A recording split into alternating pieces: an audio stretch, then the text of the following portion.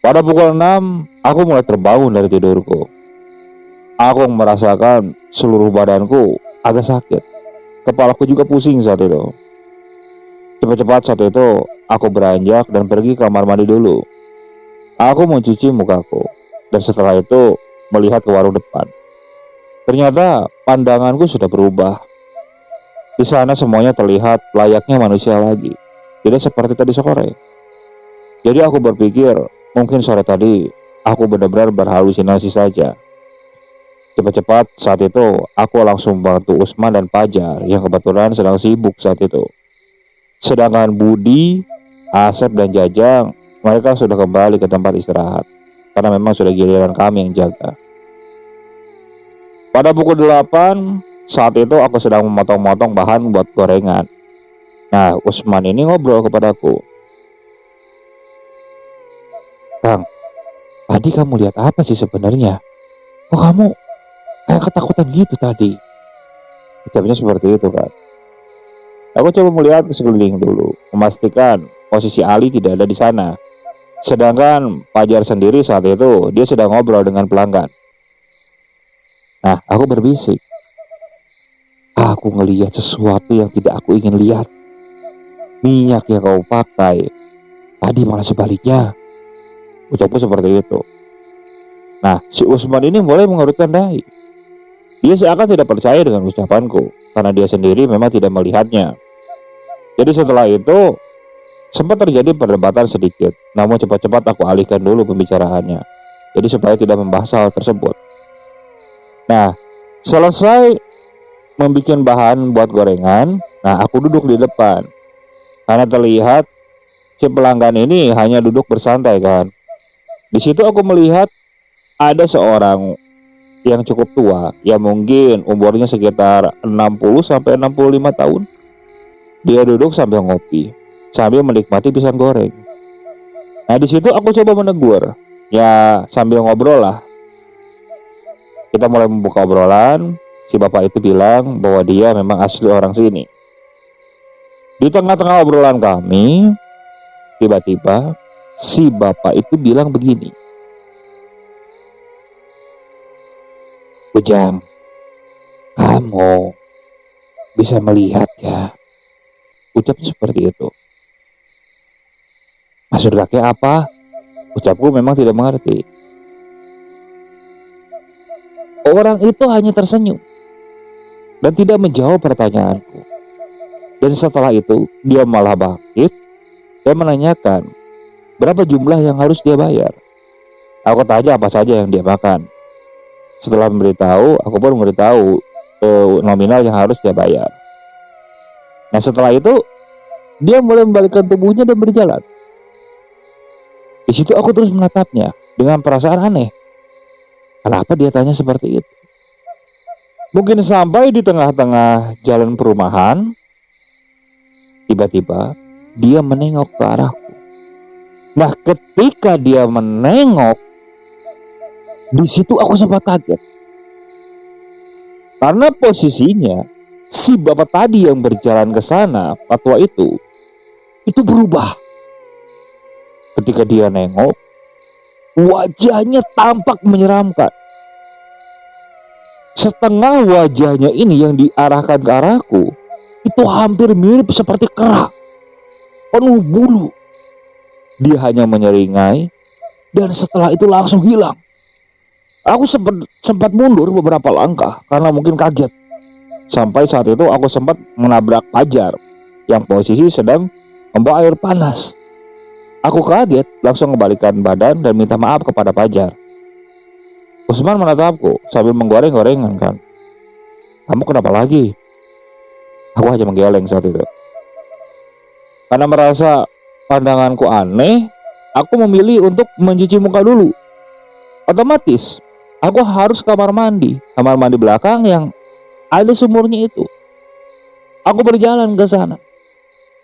Nah, saat aku berjalan ke sana, belum sampai ke kamar mandi, di situ bulu kuduku langsung berdiri. Aneh gitu. Ada perasaan takut. Saat hendak sampai ke kamar mandi, di situ aku melihat Ali. Ali sedang berjongkok di dekat sumur. Tampak dia seperti menyalakan sesuatu. Nah, melihat kedatanganku, Ali sempat kaget.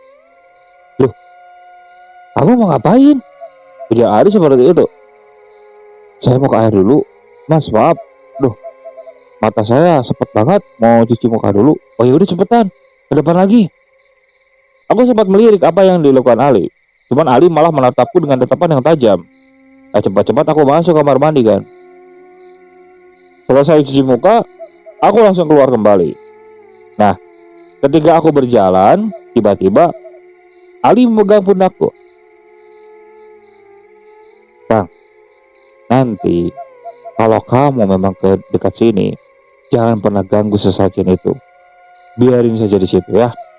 Ingat, soalnya ini pesan dari Pak Wahyu, supaya tiap hari memang kita nyediain kayak gini. Kamu nggak usah tahu maksudnya buat apa ya. Soalnya ini bersangkut dengan kelangsungan warung ini. Biar warung ini tetap ramai." Aku hanya mengiyakan saat itu. Setelah itu kembali ke depan.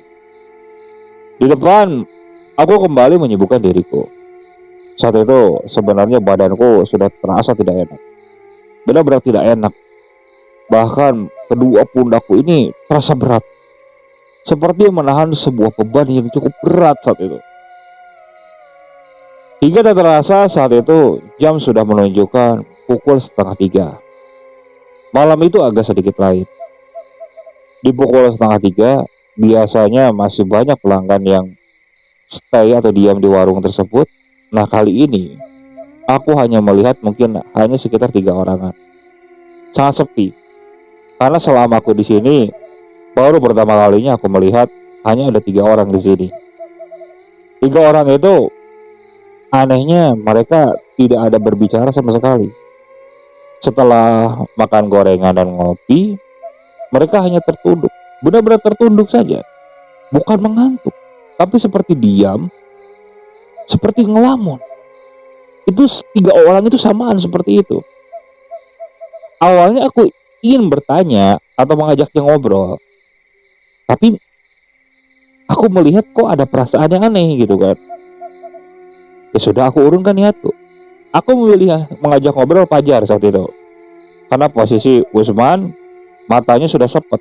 Beberapa kali dia coba menahan kantuknya. Aku ngobrol dengan Fajar. Aku coba tanya, sebenarnya dia sudah berapa lama kerja di sini. Fajar menceritakan kalau ini katanya sudah bulan kelima dia bekerja di sini. Dia juga betah dan sempat pulang dulu sekali ke kampung halamannya dan kembali ke sini. Nah, di situ aku tanya lagi kan, dulu bisa kerja di sini sama siapa? Nah, dia bilang dulu dia diajak temannya, tapi katanya temannya sekarang sudah tidak ada. Aku langsung mengurutkan dahi. Maksudnya tidak ada bagaimana? Jadi ketika 3 bulan yang lalu, saat mereka sedang pulang, temannya ini kecelakaan di jalan. Anehnya, posisi saat itu temannya kan dibonceng dengan Fajar. Fajar yang bawa motor. Si temannya ini kalau secara luka itu tidak banyak pas jatuh itu. Tapi dia langsung meninggal di tempat. Dan yang lebih mengerikannya, si Fajar melihat bahwa di leher temannya ini seperti ada tanda cekik. Seperti terjerat oleh tali. Tampak jelas. Tapi saat itu Fajar berpikir katanya, mungkin karena benturan sesuatu. Ya walaupun memang Fajar tahu saat itu, saat dia kecelakaan, temannya ini hanya terlempar ke sawah. Begitu juga dengan Fajar. Fajar hanya terkilir tangan kirinya, tapi temannya langsung meninggal di tempat. Sempat saat itu tidak masuk dulu katanya 1 bulan. Nah, ketika tidak masuk, Pak Wahyu sama Pak Rahman datang ke sana menyusuli supaya masuk lagi. Malahan mereka bilang katanya bayaranku akan ditambah. Nah, di tengah-tengah kami sedang berbincang seperti itu, Tiba-tiba aku mendengar suara orang yang seperti sedang muntah-muntah. Aku nengok, Kak. Nah, ketika aku nengok di jalan, aku melihat ada seseorang yang berdiri. Dia membungkukkan badannya seperti ingin muntah. Aku lirik sejenak dan aku pikir saat itu, mungkin orang yang sedang mabok. Ya sudah, aku biarkan saja kan. Aku nengok kembali ke Fajar dan melanjutkan obrolan kami. Dan tak berapa lama dari itu, tiba-tiba aku merasa kok orang yang sedang berada di tengah jalan tadi itu berjalan ke arah warung. Aku nengok kembali. Nah, ketika aku nengok kembali, 3 orang yang awalnya duduk diam dan menundukkan kepalanya, di situ tiba-tiba aku melihat wajah ketiganya ini berubah, hancur. Bahkan kulihat dari wajahnya ini menetes darah dan beberapa belatung yang jatuh ke meja yang buat menyimpan kopi itu. Aku langsung bangun saat itu. Aku langsung ngucek-ngucek mata. Fajar melihatku dengan tatapan tajam. Kamu kenapa? Aku menggelengkan kepalaku. Beberapa kali aku kucek-kucek mataku. Pandanganku tetap sama. Dan saat itu juga aku melihat orang yang seperti mabuk itu dia jalan. Dan kini tampak jelas. Orang tersebut tangannya patah, kakinya patah. Dia jalan sempoyongan karena memang posisi kaki dan tangannya seperti itu. Yang lebih mengerikannya, sebelah rahangnya ini copot, jadi menganga. Rahangnya ini nempel ke sebelah kirinya saja. Darah mengucur saat itu. Aku langsung berteriak saat itu sejadi-jadinya. Astagfirullah, astagfirullah, astagfirullah. Ucapku seperti itu sambil menundukkan kepalaku. Takut saat itu. Usman yang posisi mengantuk juga langsung bangun. Usman dan Fajar langsung bertanya, kenapa, ada apa, ada apa? Nah, termasuk ketiga orang itu yang aku dengar, mereka bertanya, ada apa, kenapa, ada apa, kenapa? Tapi suaranya tampak berbeda. Pelan-pelan aku mengangkat kembali wajahku.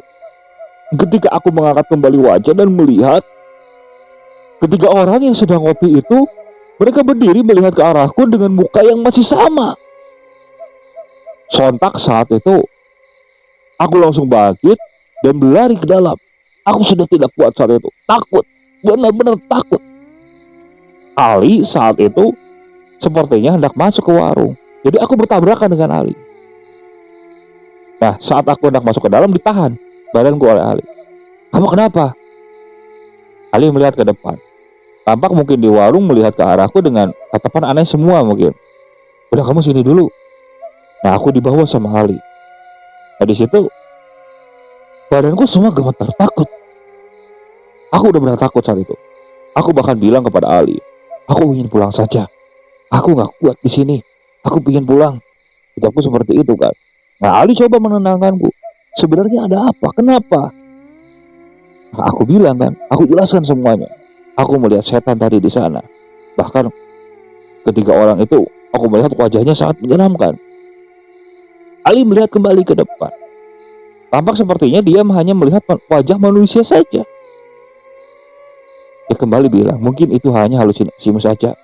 Udah, kalau memang kamu gak kuat, udah istirahat dulu saja. Gak apa-apa, lagi pula sepi. Gak apa-apa, biar aku nanti gantikan sebentar dulu. Biar Ali seperti itu kan. Aku mengganggu. Aku langsung rebahan dan menutupi seluruh tubuhku dengan sarung yang kubawa. Aku benar-benar takut saat itu. Pikiranku tidak karuan. Aku bahkan sempat menangis dalam sarung. Karena baru pertama kali aku melihat seperti ini. Benar-benar mengerikan. Takut saat itu aku. Aku tidak bisa berpikir jernih sama sekali. Hingga tak terasa, aku pun tertidur. Nah, di dalam mimpi,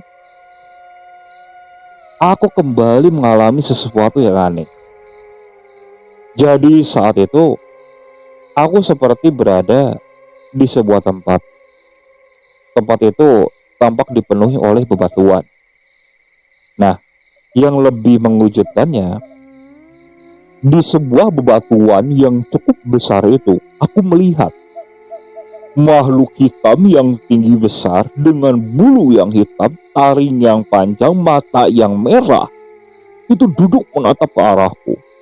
Di sekelilingnya aku melihat sosok-sosok mukanya yang menyeramkan. Ada yang mukanya hancur, ada yang wajahnya mirip hewan. Wah, pokoknya bermacam-macam. Dan aku ini posisinya berada di tengah-tengah mereka. Aku dikelilingi. Aku bingung saat itu. Semuanya tampak suram. Aku tidak tahu di mana. Hingga tak berapa lama sosok itu tertawa terbahak-bahak dan seperti bertepuk tangan. Entah apa maksudnya. Aku saat itu hanya diam, berjongkok, dan coba menutupkan pandanganku. Aku takut. Karena saat itu aku melihat sosok-sosok yang mengelilingiku ini itu mulai berjalan mendekat ke arahku. Hingga akhirnya karena mungkin saking takutnya aku terbangun. Dan ketika aku bangun, bertepatan sekali dengan aku mendengar suara azan subuh. Napasku ngos-ngosan saat itu. Keringat berkucuran. Posisi di sebelahku itu ada Asep. Asep posisinya sudah bangun. Dia melihat ke arahku. "Kamu kenapa?" Aku menggeleng. Tiba-tiba Asep menepuk pahaku dan bilang, "Udah, jangan dihirauin. Aku juga pas pertama-pertama di sini ngalamin kayak gitu. Udah biarin aja. Kita kok niatnya cuma kerja aja, gak macem-macem. Dah, fokus aja kerja. Nanti juga hilang dengan sendirinya." Ucap Asep yang tiba-tiba bilang seperti itu. Dia lalu bangkit dan pergi keluar. Aku kembali tiduran saat itu dengan pikiranku yang tambah semerawut. Hingga tak berapa lama kemudian, aku melihat Fajar dan Usman mulai masuk. Sedangkan Budi dan Jajang juga saat itu sudah bangun. Dan mereka mulai ke depan. Ali terlihat saat itu baru saja datang membeli bahan-bahan. Nah, posisi di area istirahat ini hanya ada kita bertiga. Ali masih di depan posisi saat itu. Nah, tiba-tiba Usman bilang kepadaku, "Sebenarnya kamu ngelihat apa tadi?" Aku jelaskan lagi semuanya kan, bahwa apa yang kulihat dari pas pertama si Usman ini memberikan minyak sampai kejadian tadi malam. Usman menghela napas panjang. Dan setelah itu bilang, "Sudah, mungkin itu salahku. Pokoknya kamu tenangin aja dulu. Banyakin istighfar." Jawab Usman seperti itu. Karena katanya Usman sendiri memang tidak bisa melihat apa-apa. Kalau memang katanya itu banyak makhluk halus, katanya si Usman pasti bisa merasakan. Ini tidak katanya. Jadi dia berpikir mungkin itu hanya halusinasiku saja atau karena parno. Ucap Usman seperti itu. Aku terdiam tidak menjawab pernyataan dari Usman seperti itu. Karena sejatinya aku bisa seperti ini mungkin karena ulahnya juga sebenarnya. Tak berapa lama Ali masuk. Dan Ali bilang kepadaku, menyuruhku untuk langsung istirahat dulu saja, biar badanku benar-benar pulih dan pikiranku tenang. Aku mengangguk saat itu. Di situ aku kembali untuk tertidur. Tepat pada pukul 1 siang, tiba-tiba aku dibangunkan. Kulihat ternyata Ali yang membangunkanku. Dan Ali bilang, katanya di depan ada Pak Wahyu dan Pak Rahman. Mereka ingin bertemu denganku. Aku langsung bangun saat itu kaget. Oh, kenapa? Kedua orang itu datang dan menemuiku kan. Bergegas tanpa mencuci muka, aku langsung menghampiri mereka. Begitu sampai di depan, tiba-tiba Pak Wahyu bilang, "Sudah, ikut dulu yuk. Kita ngobrolnya jangan di sini." Aku diajak untuk masuk ke mobilnya. Pak Rahman juga ikut di sana. Di dalam mobil hanya ada kita bertiga. Mobil pun lalu melaju dan pergi meninggalkan tempat tersebut. Di sepanjang perjalanan, Pak Wahyu bilang, "Sebenarnya kamu betah nggak kerja di sini?" Aku bilang bahwa aku benar-benar betah karena aku butuh uang. Ucapku seperti itu. Terus dia bilang begini, mau nggak kamu dipindahkan? Kebetulan saya sedang bikin tempat baru di daerah Bekasi. Nah, tempat itu belum ada yang jaga. Kamu buka malam aja, nggak usah siang. Nanti tarik 3 orang dari sini untuk bekerja bersamamu di sana. Paling nanti saya akan ambil Usman sama Asep buat menemanimu di sana. Gimana, mau nggak? Oh, mau Pak, ucapku seperti itu kan. Nah, kalau misalnya kamu mau, ini ada uang sedikit dari saya buat peganganmu. Ucap Pak Rahman bilang seperti itu. Aku kaget kan. Padahal aku baru kerja hanya sekitar beberapa hari saja. Tapi kok dia bisa sebaik ini? Bahkan saat itu kulihat nominalnya lumayan besar. Di situ aku sedikit nolak kan. Ini maksudnya buat apa Pak? Aku kerja juga belum 1 bulan. Dengan kayak gini Pak, malah saya jadi tidak enak. Ucapku seperti itu. Tapi Pak Wahyu dan Pak Rahman saat itu seakan memaksa untuk membawa uang tersebut. Saat itu ya sudahlah, aku terima saja. Dan katanya nanti 2 hari kemudian kita akan berangkat ke sana. Jadi saat itu aku hanya dibawa muter-muter saja oleh mereka. Dan setelah itu aku kembali ke warung. Dan sekarang giliran Usman yang berangkat. Sama, Usman dibawa pakai mobil berkeliling juga. Entah apa maksudnya. Saat itu uangnya belum aku hitung, tapi posisinya memang agak tebal. Nah, aku pergi ke kamar mandi untuk menghitung nominal uangnya. Ternyata uang itu benar-benar banyak. Kalau saat itu aku hitung mungkin sekitar 6 jutaan.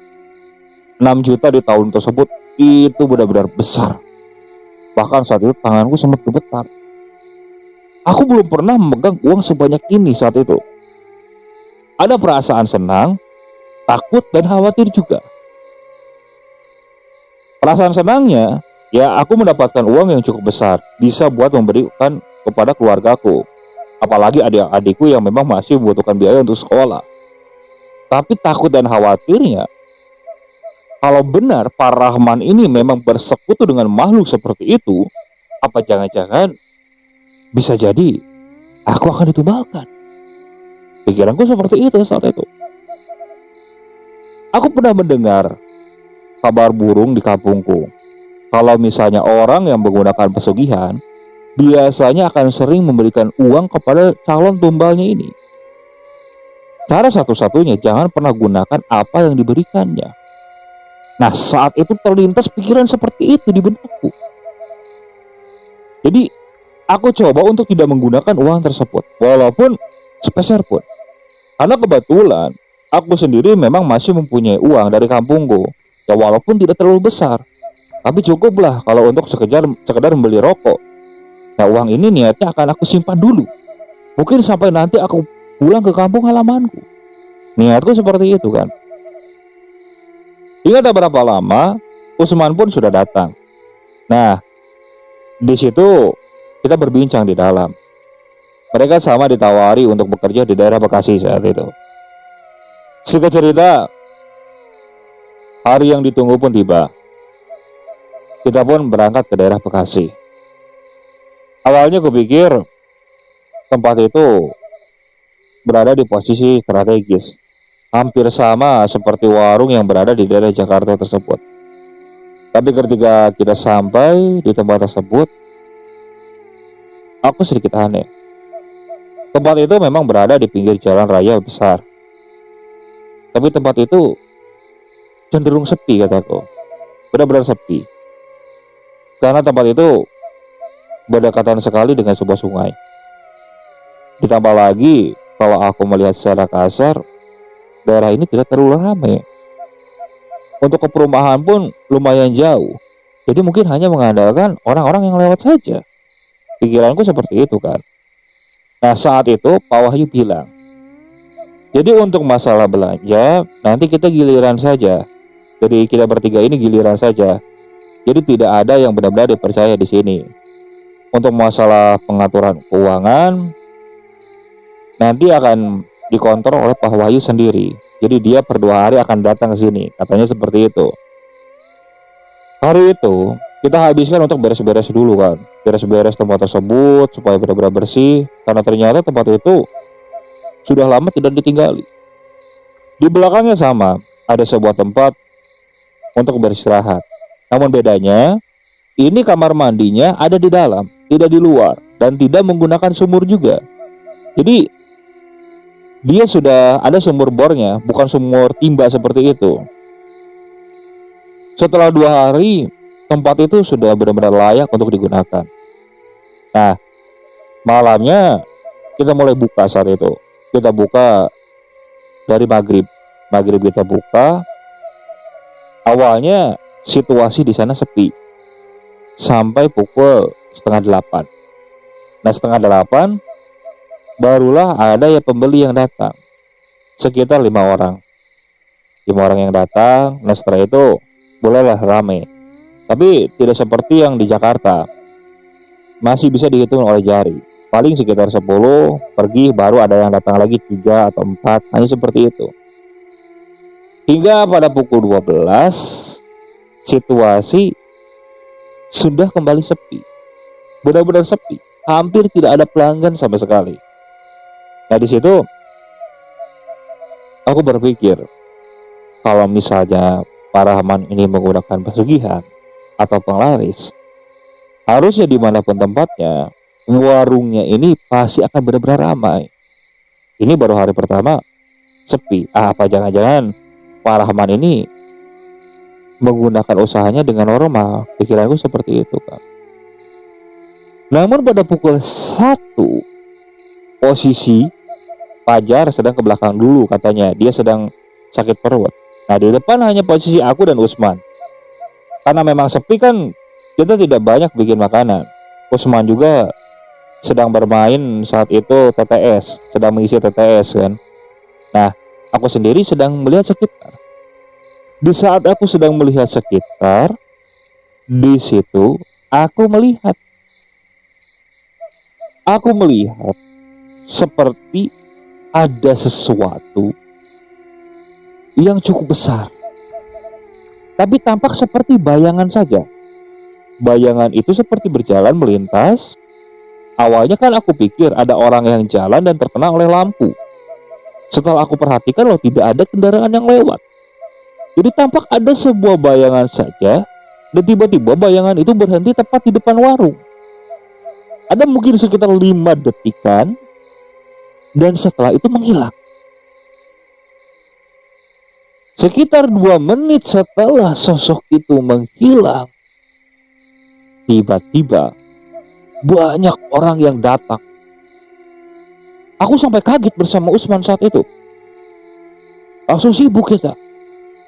Orang itu ada yang pesan kopi, pesan Indomie, ada yang pesan gorengan juga. Pokoknya benar-benar sibuk. Bahkan aku juga sempat berteriak-teriak memanggil Fajar. Karena saking teter, kita bingung untuk melayaninya. Padahal tadi masih benar-benar sepi. Sampai pukul setengah 3 barulah pengunjung ini mulai reda. Ya mungkin hanya tersisa sekitar 3-4 orang saat itu yang masih menikmati kopi-kopinya. Nah, di situ kita kembali bisa beristirahat. Hingga setelah selesai ajan subuh, kita langsung tutup warung tersebut. Tutup, kita beristirahat. Nah, 2 hari kemudian Pak Wahyu datang. Nah, saat itu aku sedang sibuk membereskan depan. Kebetulan Pak Wahyu ini sedang ngobrol dengan Usman. Entah apa yang mereka bicarakan saat itu. Aku tidak terlalu mendengar. Cuman sorenya sebelum warung buka, tiba-tiba aku kaget. Karena saat aku melihat ke belakang, Usman sedang menyiapkan semacam sesajen. Nah, aku kaget kan, aku tanya saat itu, "Kamu ngapain? Ini maksudnya buat apa?" Ucapku seperti itu kepada Usman. Usman bilang, "Ini perintah Pak Wahyu. Udah, biar warung ramai katanya." Ucapnya seperti itu kan. Aku bilang, "Man, kalau bisa jangan kamu lah. Kalau ada apa-apa malah berabe." Usman malah bilang seperti ini, "Udah tenang aja, santai. Usman, ada backing, tenang. Hal-hal kayak gini mah kecil. Aku hanya menggeleng kepala mendengar ucapan Usman seperti itu. Namun memang benar, setelah Usman menyiapkan sajian seperti itu, dari setengah 7 pun warung sudah sangat ramai. Namun setelah 3 hari berlalu, awalnya kan aku pikir aku tidak akan mengalami kejadian seperti di Jakarta. Saat itu aku masih ingat, kejadian itu terjadi di tanggal 4 bulan Januari tahun 2003. Posisinya malam itu hujan turun. Awalnya kecil, tahu-tahu menjadi deras. Tapi anehnya masih banyak yang berdatangan. Ada yang menggunakan payung, ada pun yang tidak. Namun pada pukul 12, tiba-tiba aku melihat sesuatu yang aneh. Kebetulan warung ini kan berdekatan dengan sungai. Nah, posisi saat itu aku sedang ngopi kan. Gorengan juga posisinya sudah banyak. Tamu juga sudah dilayani dan mereka sedang makan. Di depan, di seberang, di dekat sungai, aku melihat ada seorang laki-laki. Dia hanya mengenakan celana pendek, tapi celana pendeknya itu hampir seperti tempo dulu. Aku pernah melihat di layar tancap saat itu, kalau misalnya orang-orang dulu mereka mengikatkannya dengan kain, bukan seperti celana kolor. Aku melihat seperti itu dia menggunakan celananya. Orang itu tidak menggunakan baju, rambutnya panjang, dia berdiri. Tapi dari tangannya itu aku melihat kok seperti berkuku. Masih jauh, hujan masih turun juga. Dan tiba-tiba dia berjalan mendekat ke arah warung tersebut. Saat terkena oleh lampu, nah di situ aku melihat wajahnya benar-benar menyeramkan. Setengah dipenuhi oleh sisik. Sosok itu berjalan mendekat.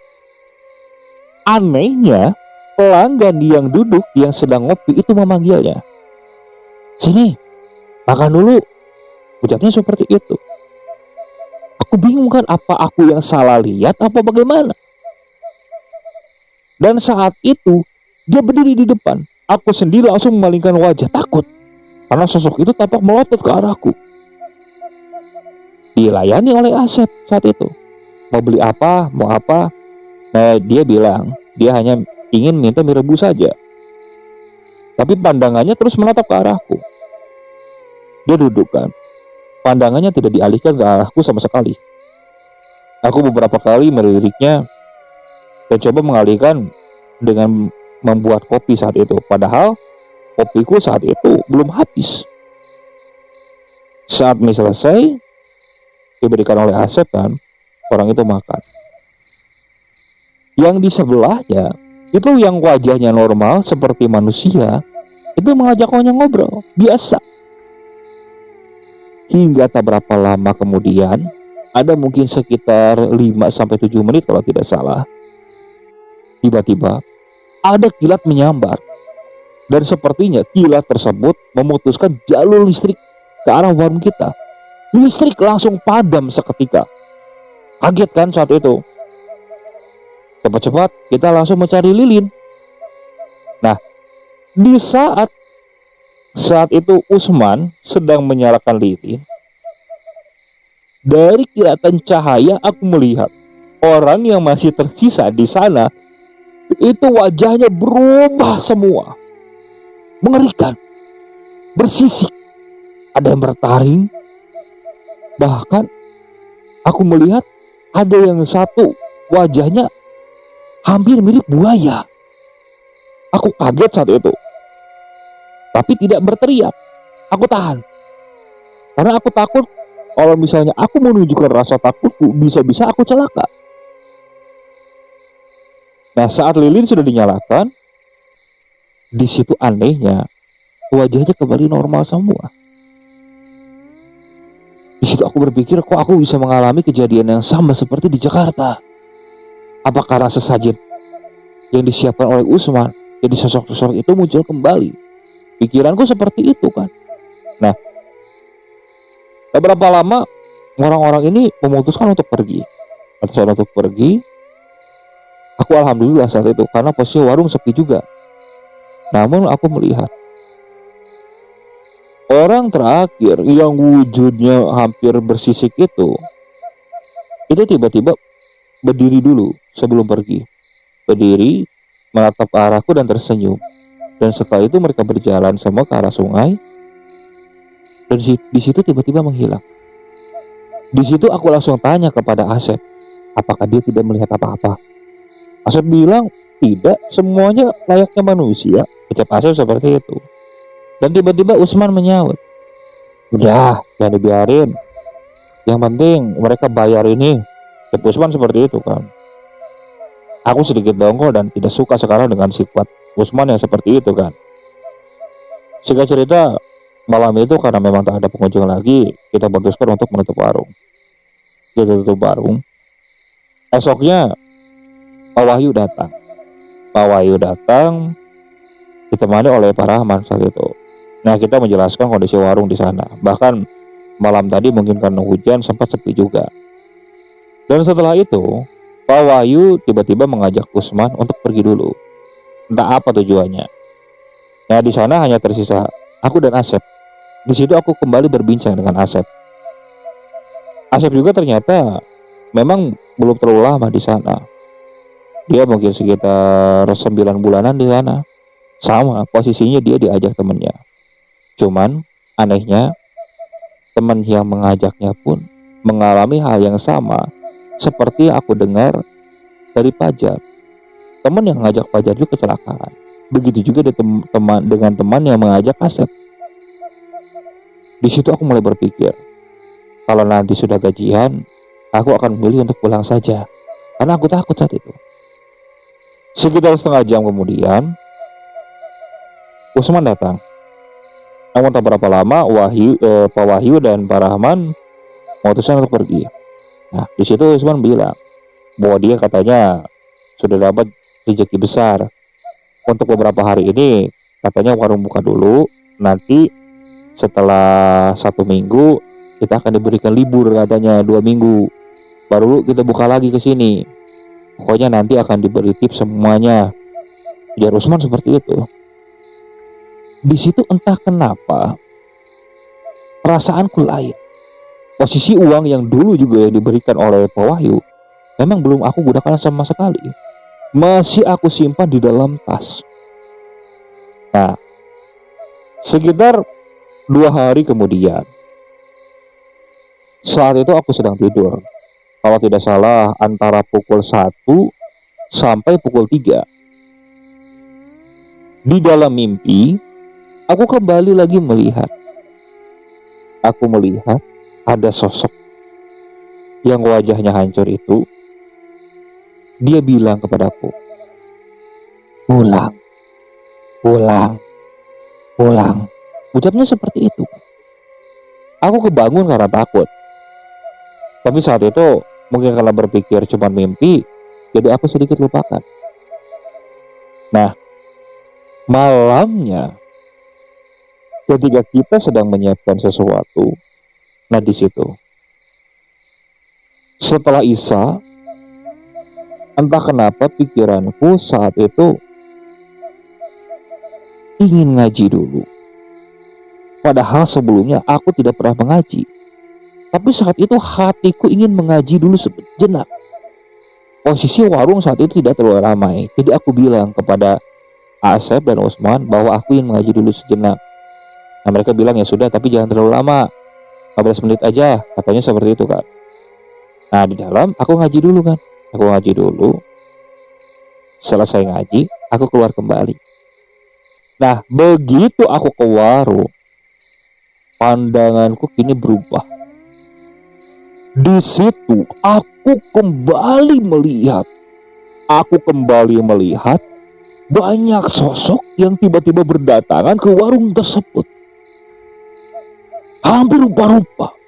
Bahkan kali ini aku melihat bahan yang sedang disiapkan oleh Asep dan Usman itu berubah, bukan layaknya makanan seperti buat manusia. Di situ aku melihat cacing, pokoknya hewan-hewan melata. Bahkan di situ tercium bau busuk yang cukup menyengat. Aku seperti menahan muntah saat itu. Namun melihatku yang seperti itu, sosok-sosok di sana tiba-tiba langsung memperhatikan ke arah aku. Seakan tidak senang. Aku benar-benar takut saat itu. Bahkan aku langsung menutup mataku dan bilang astagfirullah, astagfirullah, astagfirullah, astagfirullah. Bilang seperti itu. Terus-terusan. Namun saat aku membuka mata, mereka tambah mendekat dan seperti melotot ke arahku. Hingga akhirnya aku tak kuasa menahan takut yang luar biasa. Aku langsung jatuh pingsan saat itu. Sadar-sadar, aku sudah berada di tempat istirahat. Dan itu pun sudah pagi hari. Dan malam itu menceritakan, Asep dan Usman bilang bahwa aku kaget dan tidak mau bangun. Bahkan semalaman suhu tubuhku benar-benar panas. Aku ngigau takut ampun. Bilangnya seperti itu. Di situ aku menceritakan semuanya, bahwa aku melihat sosok yang tidak kasat mata. Dan aku bilang, sepertinya aku sudah tidak kuat untuk bertahan di warung ini. Kalau memang iya, paling terakhir setelah kita liburan aku tidak akan datang lagi ke sini. Ucapku seperti itu. Dan mereka maklumi. Tapi Usman sendiri tampak antara percaya dan tidak percaya dengan ucapanku. Padahal dia sendiri yang bilang kalau dia agak paham tentang hal-hal seperti itu. Tapi anehnya kok dia tidak peka sama sekali. Aneh, pikirku seperti itu kan. Singkat cerita, hari terakhir kerja pun di sana tiba. Malam itu aku tidak mengalami hal-hal yang aneh. Cuman pas paginya Pak Wahyu datang. Tidak biasanya setelah subuh dia sudah ada di sana. Nah, dia bilang sesuai janjinya dia akan memberikan uang kepada kita bertiga. Cuma nanti katanya 2 minggu kemudian kita harus kembali lagi ke sini. Aku mengangguk saat itu, tapi di dalam hatiku, bagaimana caranya aku tidak mau lagi pergi ke sana. Pikirku seperti itu. Pak Wahyu memberikan uang dalam amplop coklat. Posisinya aku pegang lumayan tebal, tapi tidak setebal seperti yang diberikan sewaktu akan pergi ke Bekasi. Singkat cerita, kita pun mengemasi barang-barang. Pak Wahyu juga sudah pulang. Aku tanya, Asep mau pulang naik apa? Katanya dia akan langsung saja naik bis untuk jurusan ke daerah Tasik. Begitu juga dengan Usman. Usman sendiri berasal dari daerah Majalengka saat itu. Nah, aku sendiri kan kalau misalnya naik kendaraan itu satu jurusan dengan Usman. Jadi aku naik mobil yang satu jurusan dengan Usman, sedangkan Asep naik mobil yang berbeda. Di perjalanan saat itu beberapa kali kan aku sempat berdoa takut. Karena memang posisi kan saat itu aku bawa uang yang lumayan banyak. Ditambah lagi ketika akan naik mobil, perasaanku ini tidak karuan. Benar-benar tidak karuan. Dan saat di perjalanan, apa yang kutakutkan benar-benar terjadi. Posisi saat itu di dalam bis, Usman berada di jok kedua dari tempat dudukku. Posisi di pinggir kaca. Aku masih ingat saat itu. Aku sendiri tidak sedang ngelamun. Aku melihat ke arah depan.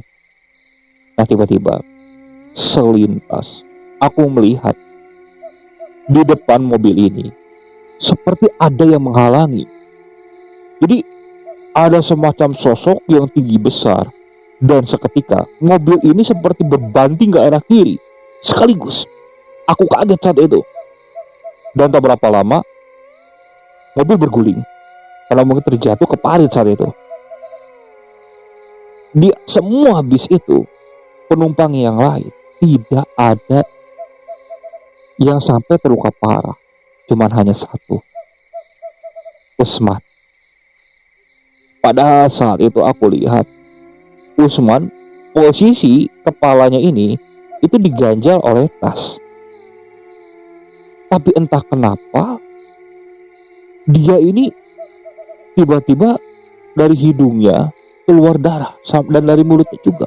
Seperti terkena benturan yang cukup kencang. Saat itu penumpang yang lain kan sudah evakuasi keluar. Nah, saat aku mendekat ke arah Usman, di situ aku baru tahu kondisinya tidak bisa dibangunkan sama sekali. Dibantu oleh beberapa penumpang yang lain, Usman dikeluarkan. Saat itu tampak beberapa orang di sana minta pertolongan juga.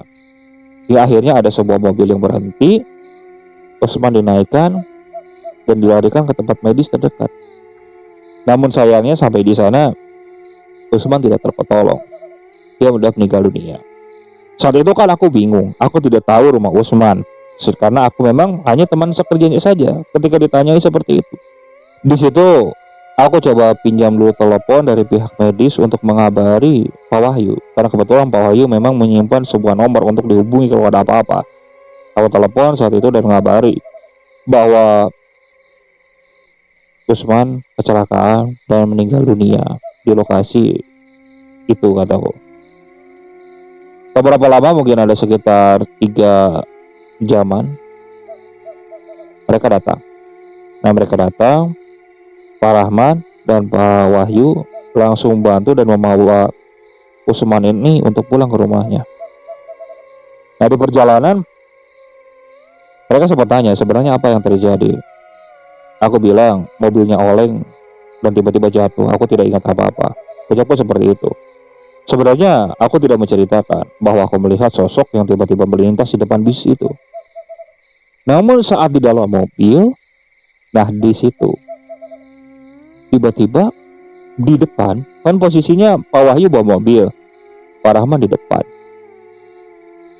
Di depan itu selintas aku melihat ada sosok kecil,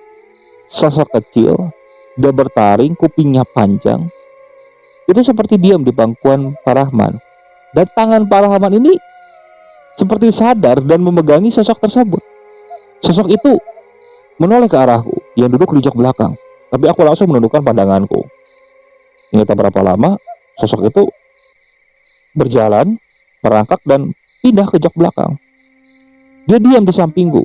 Beberapa kali aku tidak menghiraukannya, seolah-olah aku tidak bisa melihatnya. Aku berpikir seperti itu, supaya sosok ini juga tidak sadar.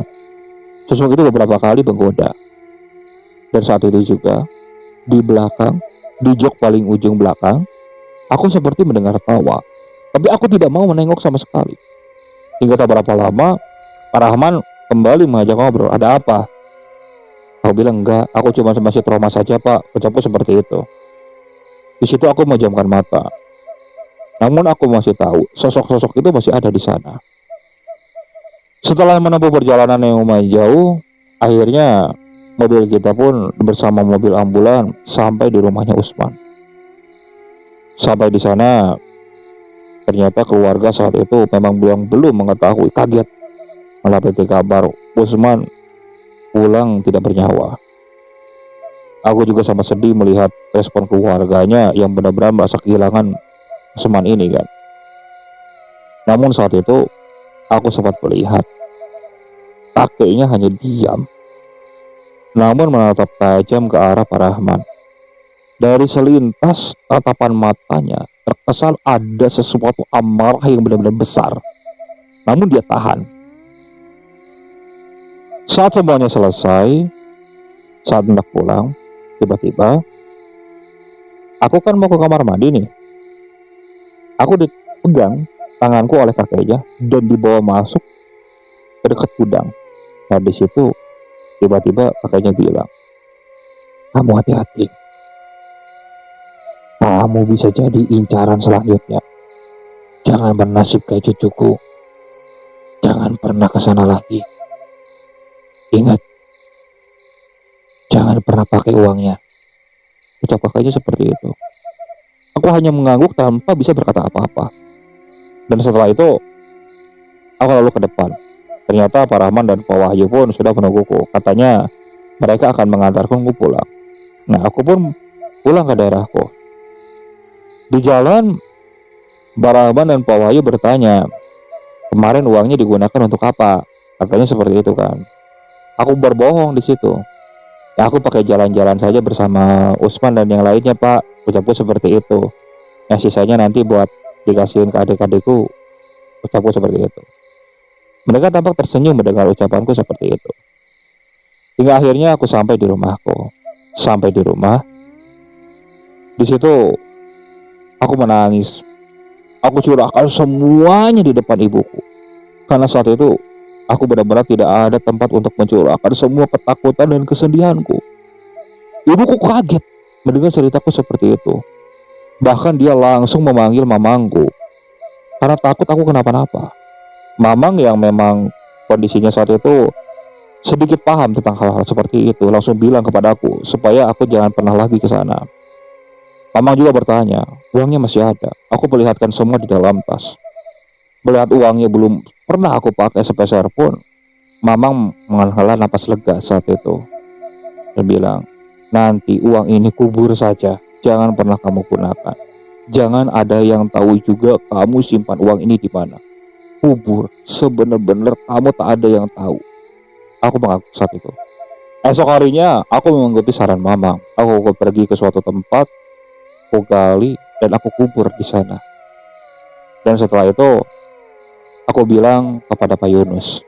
Pak Yunus kan yang menjadi jembatan pertama aku untuk menemui Pak Wahyu dan Pak Rahman. Di situ aku bilang, sepertinya aku sudah tidak bisa lagi bekerja di sana. Karena orang tuaku tidak mau ditinggalkan. Jadi, aku harus benar-benar mengurus orang tuaku. Ucapku seperti itu. 3 hari kemudian, Pak Wahyu, Pak Rahman diantarkan oleh Pak Yunus datang ke rumahku. Nah, di sana ternyata mereka berdua ini masih menyuruhku untuk pergi dan berjualan di sana. Tapi saat itu ibuku, mamangku yang kebetulan ada di sana juga membantuku untuk menolak. Katanya memang kondisi ibunya tidak bisa jauh sama sekali. Kemarin juga tidak bisa ditinggalkan. Jadi tetap di sini. Katanya seperti itu. Hingga akhirnya setelah sore karena tidak bisa melobi, mereka pun pulang. Tampak dengan wajah kecewa. Namun malamnya ada sesuatu yang lain. Tepat pukul 10 malam, kebetulan saat itu hujan sedang turun. Aku sedang tiduran di kamar. Adik-adikku juga tidur bersama orang tuaku. Mamangku kebetulan itu tidak pulang. Mereka nginap dengan istrinya. Jadi Bibi tidur sendiri di kamar, sedangkan Mamang di ruang tengah. Aku di kamar sendiri. Tiba-tiba ada yang menggedor pintu. Aku yang di kamar pun mendengar gedoran itu cukup kencang. Namun saat aku keluar pintu, Mamang menahanku supaya tidak membukakan pintu. Mamang bilang, diam, jangan kemana-mana, jangan dihirauin. Pintu itu terus digedor. Bahkan ibu, bibi itu mulai terbangun. Mamang bilang, udah di kamar aja, temenin adik-adikku. Ucap Mamang kepada ibuku. Ibu kembali masuk ke kamar. Bibi menemani ibu juga. Jadi mereka diam di satu ruangan. Aku diam di ruang tengah saat itu. Perasaanku langsung berkecamuk takut. Mamang tampak seperti merapalkan sesuatu. Di luar, tiba-tiba suara gedoran ini seperti semakin kencang, seperti memaksa ingin masuk. Tak berapa lama, suasana menjadi hening. Tapi terasa panas. Benar-benar panas saat itu. Mamang langsung melihat ke arahku. Mamang bilang, bener, kamu gak pakai uangnya sama sekali. Aku menggeleng. Kamu kalau pengen lihat intip saja di jendela. Ucap Mamang seperti itu. Aku penasaran kan. Aku berjalan mendekat ke arah jendela. Di situ aku intip. Ketika aku intip di luar, karena kebetulan kan posisi keluar ini halaman luas, aku melihat ada sosok yang tinggi, tapi wajahnya tidak terlihat, hanya terlihat setengah badan saja. Dari badan tengah sampai ke kakinya itu tinggi besar. Nah, di bawah di sekelilingnya itu tampak makhluk-makhluk yang sangat menyeramkan. Aku benar-benar takut saat itu. Tapi sosok itu seperti terhalang sesuatu untuk masuk ke sana. Mamang juga tidak henti-hentinya, dia seperti merapalkan sesuatu. Dan kejadian itu baru benar-benar tenang dan sosok itu hilang. Mungkin setengah tiga mulai hilang. Mendadak hawa yang tadinya di rumah itu panas itu berubah menjadi sejuk. Tampak mamang juga sudah bernapas lega. Namun kulihat seluruh tubuhnya itu dipenuhi oleh keringat, mungkin saking lelahnya. Bergegas aku mengambilkan air untuk mamang. Aku diamkan dulu sampai mamang benar-benar bisa menghela napas kan. Nah setelah itu mamang bilang, semuanya sudah beres. Untungnya kamu tidak pakai uang itu. Kalau tidak, mamang tidak tahu apa yang terjadi. Sudah, sekarang jadiin pelajaran. Namanya bekerja ke orang, tidak semuanya orang itu menggunakan jalan baik untuk usahanya. Nah, yang kamu kemarin tempati untuk bekerja, itu salah satu orang yang tidak menggunakan jalan yang baik. Aku hanya mengangguk saat itu. Alhamdulillahnya, setelah kejadian itu, aku tidak mengalami hal-hal yang aneh lagi. Selama 10 tahun, aku hanya bekerja serabutan untuk menafkahi adik-adikku yang masih sekolah dan menafkahi orang tuaku. Alhamdulillahnya, aku mampu untuk memenuhi semua itu. Dan tepat di tahun 2013. Saat itu, aku bekerja sebagai kuli bangunan di daerah dekat rumah Pak Rahman. Saat 5 hari aku bekerja di sana, aku mendapatkan kabar kalau Pak Rahman ternyata meninggal dunia. Beliau kecelakaan bersama Pak Wahyu saat mengendarai sebuah mobil. Naasnya, mobil itu langsung terbakar. Pak Rahman dan Pak Wahyu terbakar di dalamnya dan langsung meninggal seketika. Aku sempat kaget mendengar kabar seperti itu. Tapi dalam hati kecilku berpikir, mungkin kalau memang benar Pak Rahman dan Pak Wahyu memang melakukan suatu perjanjian dengan makhluk tertentu, mungkin itu karma yang telah beliau lakukan selama ini, yang begitu tega sampai menumbalkan orang lain. Bahkan saat pemakamannya, aku mendengar kabar dari orang yang mempunyai rumah yang sedang aku kerjakan itu. Katanya pemakamannya pun sangat susah. Tanah yang digalinya pun cukup keras. Bahkan saat si jenazah akan dibawa ke liang kubur, tiba-tiba hujan. Air hujan itu sampai memenuhi liang kubur tersebut. Beberapa kali dikuras, air itu naik lagi. Hingga akhirnya dipaksakanlah jenazah itu dikebumikan. Karena sampai pukul 5:30 hujan tidak mau reda. Dan air juga tetap tidak mau surut. Ya mungkin hanya sekitar sedengkul saat itu. Tapi tetap mayat itu posisinya masih terendam. Nah katanya begitu selesai pemakaman juga, selama 7 hari sering terdengar suara tangisan, suara minta tolong dari rumah Pak Rahman itu. Warga yang lewat pun bahkan sempat takut. Tapi setelah hari ke-7, situasinya kembali normal. Namun setahun kemudian, setelah meninggalnya Pak Rahman, semua harta yang dia kumpulkan selama ini itu habis. Sawah, kebun, bahkan rumah katanya sudah dijual. Tidak tersisa sama sekali. Seakan harta yang semua dia kumpulkan itu diambil kembali oleh makhluk yang dulu dia puja-puja. Mungkin itu akibat kalau kita bersekutu dengan makhluk seperti itu. Apapun yang mereka berikan, suatu saat mereka akan ambil kembali, termasuk bayarannya, yaitu jiwa orang yang melakukan persekutuan dengannya. Oke, sekian untuk cerita kali ini. Saya mohon maaf apabila masih banyak kekurangan dalam pembawaan ceritanya. Kritik dan sarannya silakan kalian bisa cantumkan di kolom komentar. Tak lupa saya juga ucapkan terima kasih kepada narasumber